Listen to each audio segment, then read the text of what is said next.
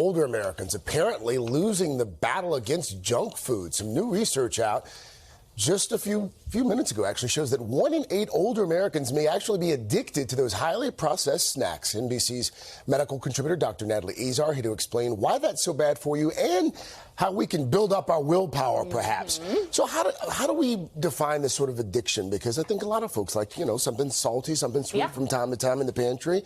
When does it become a problem? So it's kind of tricky to talk about food addiction, as it may not come as a surprise to you guys, but there is a debate in the scientific community about whether or not food can actually be addictive. There's critics who contend that while there's certain behaviors that can parallel, things like cravings that can actually look like addiction, you can't really fully abstain from food. It doesn't actually have a formal diagnosis like binge eating does, for example. But others would argue that certain behaviors and physiological effects do actually qualify as addiction. And so, yeah, go ahead. What did the study find? So this was a study that actually surveyed 2,000 adults between the ages of 50 and 80, and they asked them a bunch of symptoms on an 11-point scale, and if they had 2 out of the 11, it qualified as addictive behavior. And here were the 3 most common. About 24% of respondents basically said that they had cravings at least once per week.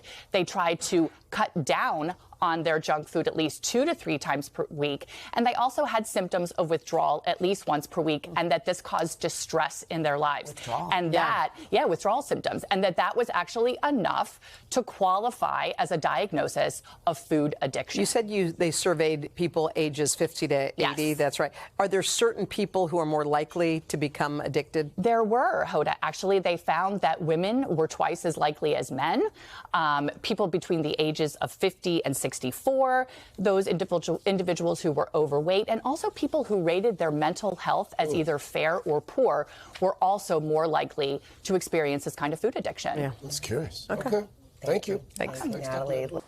Hey, thanks for watching. Don't miss the Today Show every weekday at 11 a.m. Eastern, 8 Pacific on our streaming channel, Today All Day.